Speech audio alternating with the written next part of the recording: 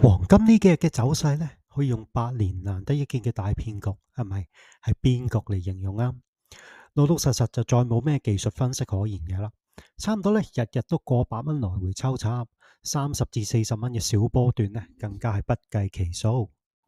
呢種大海無量式嘅洗盤呢，令到設置止蝕呢嘅難度大大增加。但係正所謂有危就有機，相對地呢，短線獲利嘅幅度呢，亦都一樣大大增加喎。所以咧，上得呢個擂台咧就唔好怯，因為怯咧你就輸一世噶啦。回歸理性分析啊，3500蚊咧基本上已經可以確定咧係短期嘅頂部位置。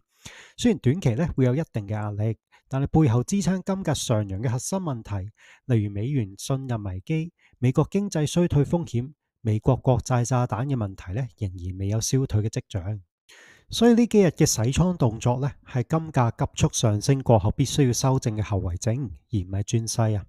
中長線呢，相信金價仍然會有可觀嘅上升空間。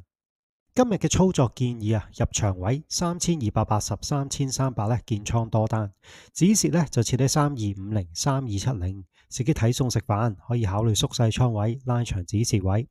目標呢就3340至到3360嘅區間，都係嗰句啦。震盪市咧要靈活多變，唔好死鏈，要留翻條命，等待升市重臨啊！記得訂閱、點讚、分享，感謝收看，聽日再見。